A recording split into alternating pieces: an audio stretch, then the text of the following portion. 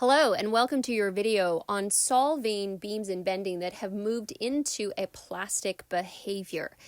And so a thing that's always of a concern is how much of the beam has been yielded in the depth.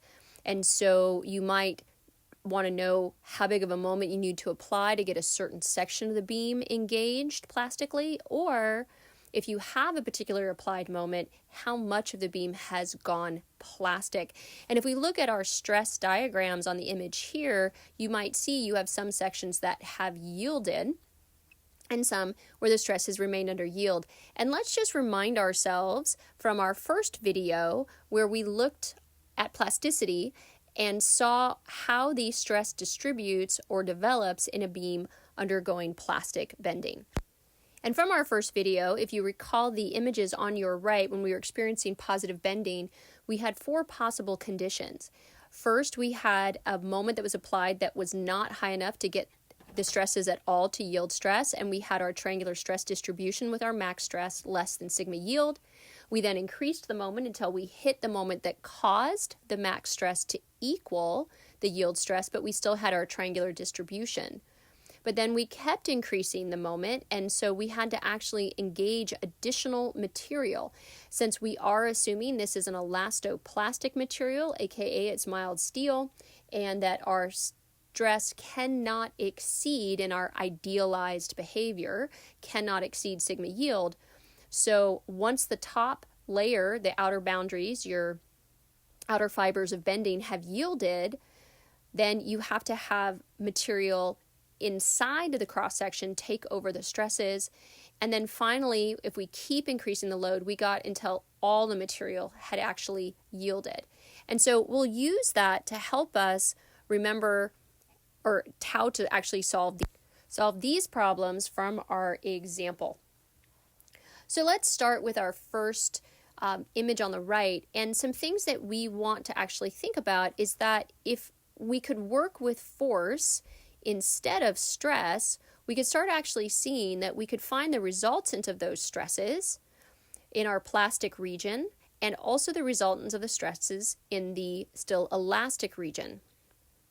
And we also know that we're going to define the distance to the outer fiber of bending as C, same term we've been using. And then we're going to define a new term, which is the distance from the neutral axis to the yield, where yielding begins.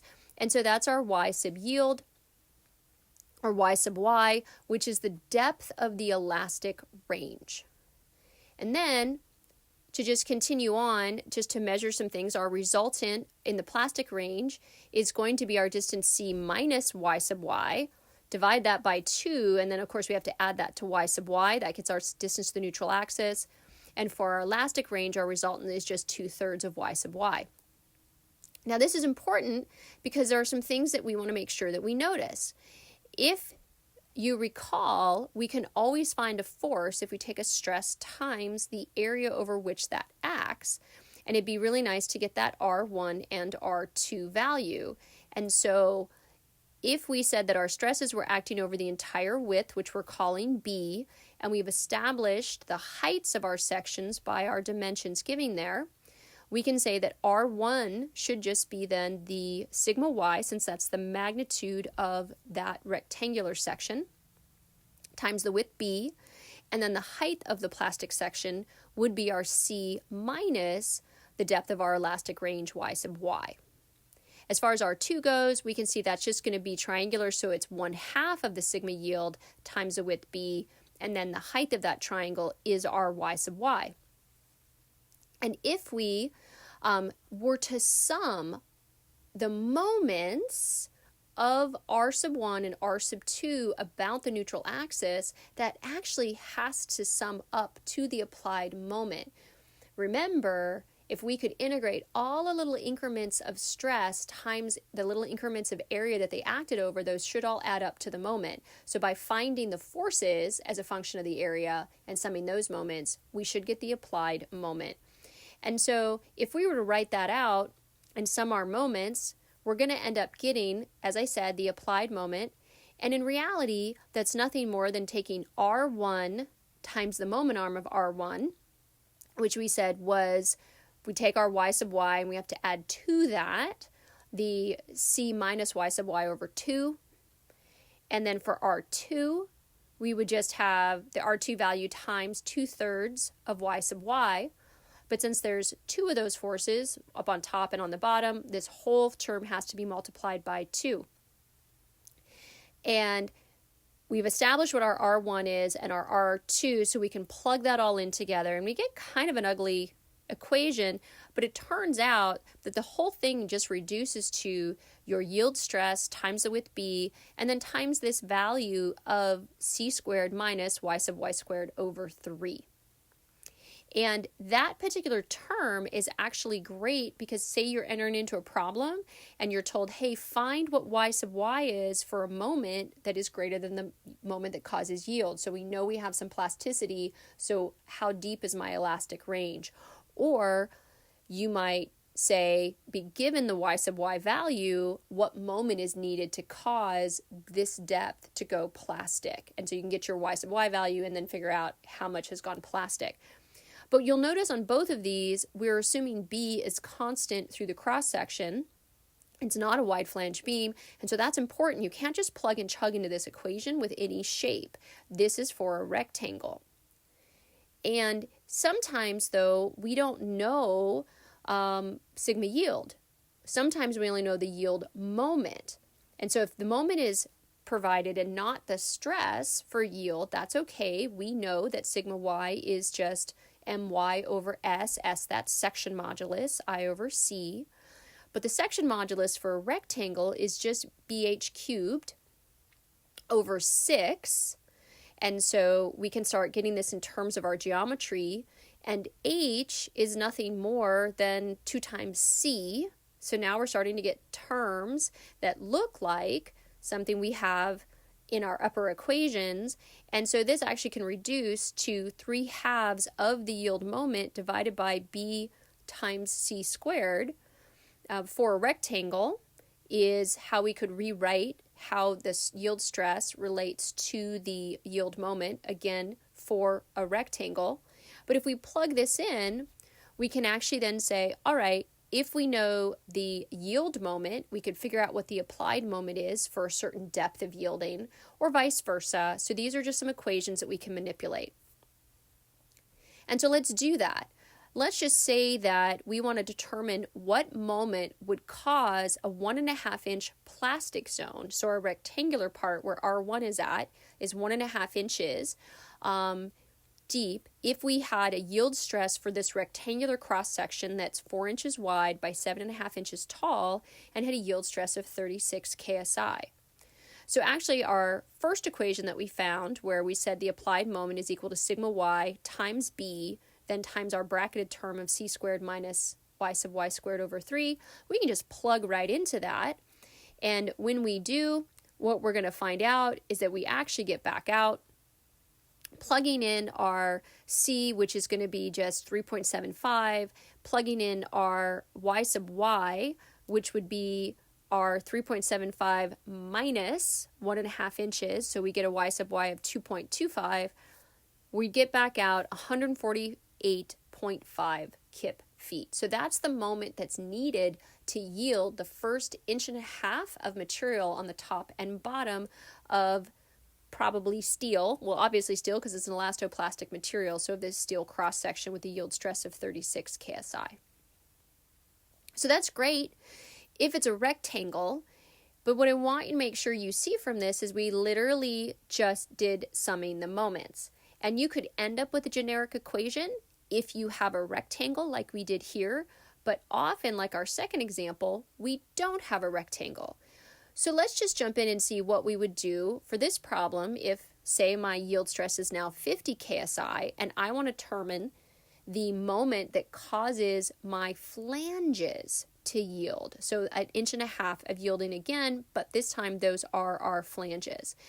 And so we can again draw our resultants. So R2 happening 2/3 of the way from the neutral axis in the triangular section, R1's happening halfway in the rectangular sections. R1 is still occurring at 3 inches, or will be occurring at 3 inches from the base, and our R2 is going to occur at 1.5 inches. So you can do the math on that. So 2/3 of our distance of the flange to the flange. And so if we start going ahead and just doing our summation of moment expression, we don't need a formula. We can just start saying, okay, what are we going to have if we're going to take 2 times our R1 values times 3 inches, because that's the distance of R1. We saw that in the first problem as well. And then R2 times R1.5. And we have to then remember that our R1 values are just going to be the stress times the area over which they act. So we can just start plugging in. R1 would be our 50 KSI. The width of the flange is 4 inches. The thickness of the flange is 1.5 inches. So that's now the area of our flange. And we still have our 3 inches for our moment arm.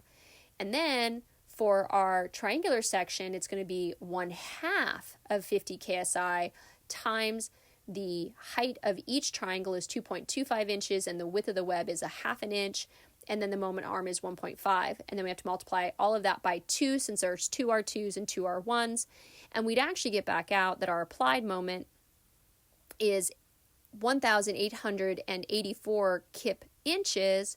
Of course, kip inches we usually don't work in when we're reporting moments in U.S. customary unit, so we'd switch that to 157 kip feet. All right, so now we know the moment that causes our flanges to yield. And we didn't need any set formula, we just used statics and our understanding that we can sum all of our little stresses up over the area of which they act to get a resulting force.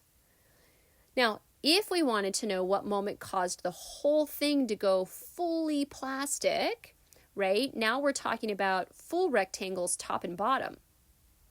It might be inviting to just jump in and draw 2 arrows, one on the top and one on the bottom. But we want to remember that we have different areas in the flange and the web. So we need to draw resultant forces for the flange and resultant forces for the web. Our resultant forces for the web is going to act 1.125 inches from the neutral axis, and R1 for the flange is still going to act 3 inches. But now we can jump right in and still do our summations of moments. So let's just write out what our R1 and R2 will equal. R1 is just still 50 KSI times 4 inches times 1.5 inches. That hasn't changed. So we get 300 kips for our R1. Our R2, though, we don't need the 1/2 anymore. It's not triangular, it's rectangular. So it's just going to be, that should be 50 KSI, not kips, times the 2.25, half of the web height, times the web thickness of 1/2 inch. And we get back out 56.25 kips. And so if we just multiply out our applied moment, so our 2 times our 300 kips times the moment arm of 3 inches, our 56.25 kips times the moment arm of 1.125 inches, we get back out, again in kip feet, 160.5 kip feet is the moment that's required to make that entire wide flange go plastic. So hopefully you see, if you just rely on your statics and convert your stress to forces, you can always determine either the depth y needed to create a certain moment or a moment needed to create a certain depth y. Thanks for watching.